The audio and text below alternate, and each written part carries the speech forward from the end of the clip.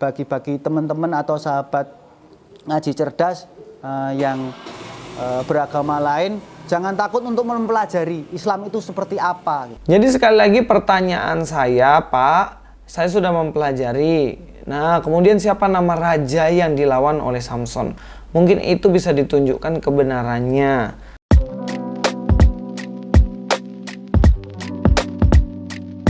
Assalamualaikum, selamat datang kembali di channel ini. Kali ini saya akan membahas kembali seorang mualaf yang mana dia mengatakan bahwa dirinya adalah simpatisan di gereja Katolik. Dia adalah seorang simpatisan gereja dan kemudian dia mualaf. Dia mualaf sendiri katanya karena dia ditinggalkan istri, anaknya, keluarganya dan lain-lain karena dia mualaf juga. Tapi alasannya sendiri sebenarnya nggak terlalu jelas, guys. Dan uniknya kali ini mualaf ini mengajak untuk orang-orang yang Kristen, yang non-Islam untuk mempelajari kitabnya, untuk mempelajari agamanya karena dalam agamanya ada kebenaran. Nah, kita langsung aja nonton videonya. Saya ingin mengajak teman-teman untuk jangan takut tentang menghadapi Muslim. Agama Islam itu baik, agama Islam itu agama baik dan memang benar di situ akan dibuka segala sesuatunya tentang kebenaran, dan jangan takut untuk mempelajari meskipun kita sudah Islam, tetapi perdalamlah di situ, perkuatlah di situ, membaca Al-Quran sedikit demi sedikit, dipelajari artinya. Karena kalau bagi saya karena mu'alaf itu yang saya utamakan adalah arti dari ayat Al-Quran itu seperti apa, kemudian saya lakukan pemahamannya sambil saya belajar semakin lebih mendalami, membaca dengan lebih baik gitu ya, dengan lebih fasih. Dan bagi teman-teman atau sahabat ngaji cerdas yang beragama lain, jangan takut untuk mempelajari Islam itu seperti apa gitu. Silakan dipelajari, baru begitu Anda yakin, insya Allah Anda akan mendapat ketenangan dan mendapatkan merasa ingin tahu lebih dalam di situ untuk mempelajarinya. Harapan saya sih semakin bermanfaat bagi siapapun, karena ternyata Muslim itu baik bagi saya dan insya Allah juga bagi semuanya. Ya, di sini dia mengajak untuk tidak boleh takut belajar soal Muslim karena di situ akan dibukakan kebenaran. Nah, yang buat saya heran, memangnya selama ini Bapak ketika jadi simpatisan gereja, apakah Bapak nggak menemukan kebenaran di dalam Kristen? Apa Bapak sebenarnya tidak puas dengan ajaran Kristen kemudian mencari kebenaran di agama yang lain dan sebagainya? Tapi ya bolehlah menuruti apa yang menjadi ajakan Bapak ini. Kemudian saya akhirnya belajar tentang Islam sedikit. Ya, saya sedikit-sedikit belajar soal Samson lah ya. Ini yang saya pelajari, dan nanti ketika saya pelajari saya bertanya, sekali lagi saya tidak menjelekkan agama orang lain, tapi saya bertanya kepada Bapak ini. Bapak ini yang mengajak untuk belajar dan tidak takut untuk belajar tentang agamanya. Saya mencoba untuk belajar dan bertanya nanti di akhirnya. Ini yang saya pelajari ya guys. Jadi saya belajar tentang kisah Samson atau Simpson, kisah Nabi Samiun beribadah tanpa henti selama 1000 bulan. Nah, ini tentang Samiun atau Simpson atau Samson ya. Di sini dikatakan bagaimana Samson atau Simpson adalah dalam bahasa Ibrani merupakan seorang nabi dari dalam ajaran Islam yang dikenal dengan nama Samiun Ghosi alaihi salam. Kisah Nabi ini terdapat dalam kitab-kitab seperti kitab Mukhasyafatul Khulub dan kitab Qisyasul Anbiya. Jadi ada dalam kitab itu ya. Nah, hidupnya hampir setiap hari dilalui dengan berperang.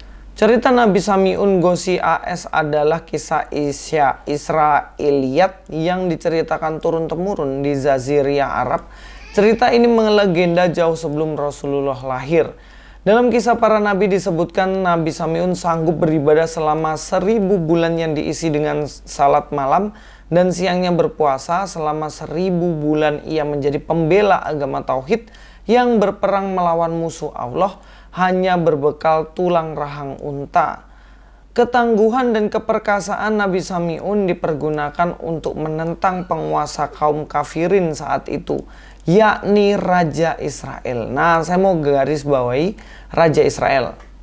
Jadi menurut dia ini bahwa Simson ini, menurut apa yang saya pelajari dalam artikel itu, ternyata Simson ini atau Samson ini, Sami'un, dia berperang membela agamanya untuk berperang melawan Raja Israel. Nah, yang menjadi pertanyaan saya, siapa nama Raja Israel yang diperangi, yang dilawan oleh Simson atau Samson? Karena setahu saya, menurut sejarah itu pada zaman Samson itu belum ada yang namanya Raja Israel. Ya, kalau kita lihat tahun 2850 di sini adalah zaman hakim-hakim ya. Kalau kita melihat dalam urutan timeline ini ya. Di sini Elon menjadi hakim jubilium ke-6, Abdon menjadi hakim, dan tahun 2867 itu Simson menjadi hakim. Ya, kalau kita lihat di sini ini zamannya Simson. Kemudian Samuel itu memerintah sebagai hakim. Kemudian 2900 jubilium ke-7, dan kemudian baru bangsa Israel meminta seorang raja. Saul diangkat menjadi raja, dan kemudian tahun 2919 Daud lahir.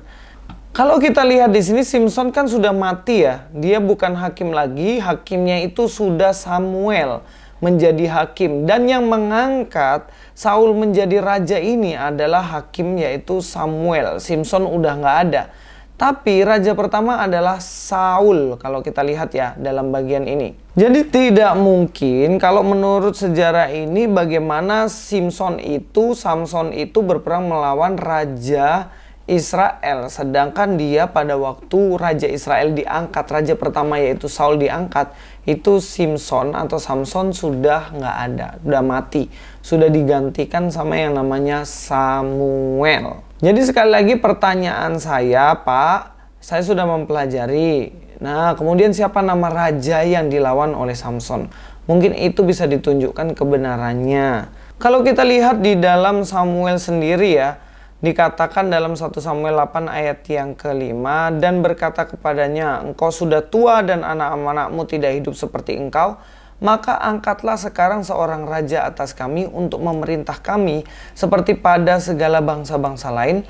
Waktu mereka berkata, berikanlah kepada kami seorang raja untuk memerintah kami, perkataan itu mengesalkan Samuel, maka berdoalah Samuel kepada Tuhan. Inilah yang saya bilang bagaimana sebenarnya Samuel pada waktu itu pun sudah tua dan baru diangkatlah seorang raja. Jadi memang tidak ketemu antara Simson dengan raja pertama Israel. Ada hal kedua yang saya pelajari lagi dan ada pertanyaan di situ, mungkin Bapak bisa jelaskan. Nah, sepeninggal Nabi Musa, Bani Israel terpecah. Kalau kita lihat sini ya, setelah Bani Israel ingkar kepada agama yang dibawa Nabi Musa AS karena mengeramatkan dan menuhankan kekuatan yang terdapat pada benda bernama tabut, nasib Bani Israel ini semakin lama kian terpuruk. Mereka yang tadinya memiliki kekuatan super hebat dari segala kondisi berubah tidak ada apa-apanya pasca peninggalan Nabi Musa.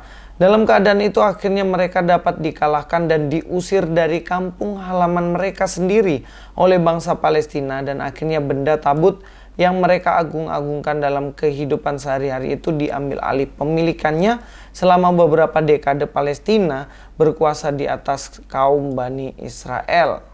Akhirnya seperti dikisahkan H.B. Arifin dalam bukunya Rangkaian Cerita Al-Quran, Allah mengutus kepada mereka seorang rasul. Nabi itu bernama Samuel.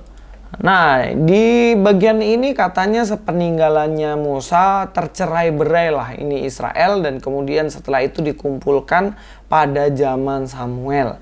Nah, ini juga ada menjadi pertanyaan bagi saya, karena setahu saya mereka tercerai-berai itu, mereka diaspora pada zaman pembuangan ya. Pada zaman pembuangan itu jelas Daud sudah meninggal dan lama, bahkan bukan pada zaman Samuel setahu saya. Dan juga kalau saya lihat sih setelah Musa, justru yang sejarahnya itu bukan Israel tercerai-berai, malah Israel bahkan dikatakan di situ katanya diusir dari kampung halamannya. Malah sebenarnya Israel ketika Musa sudah mati dilanjutkan oleh Yosua, itu mereka baru mendapatkan kampung halaman. Dan mereka sebelumnya belum punya kampung halaman karena baru keluar dari Mesir menuju Kanaan.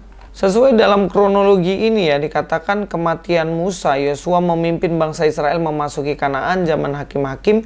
Yosua menjadi hakim pertama bangsa Israel, dan kemudian di sini bagaimana Yosua ini yang memimpin untuk memasuki tanah Kanaan dan diberi kampung halaman.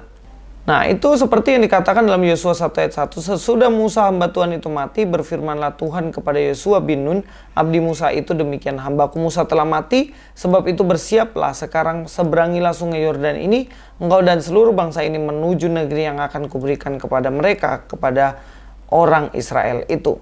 Jadi jelas bahwa setelah sepeninggalan Musa, justru Yosua memimpin perebutan tanah Kanaan dan kemudian jadi kampung halamannya, bukan justru tercerai-berai dan ditolong oleh Samuel. Dan ini yang menjadi pertanyaan saya, mana kronologi yang menurut Bapak ini benar? Dan apa bukti dan saksinya? Mungkin ada tulisan-tulisan dan lain-lain, silahkan dibuktikan. Kira-kira seperti itu dulu hasil pencarian atas permintaan Bapak ini ya. Bagaimana beliau mengajak untuk belajar dan saya mencoba untuk belajar, dan ada beberapa pertanyaan itu. Silakan teman-teman mohon dijelaskan kepada saya. Itu saja, sampai ketemu di video selanjutnya. Luis Prasetyo di sini. God be with you all.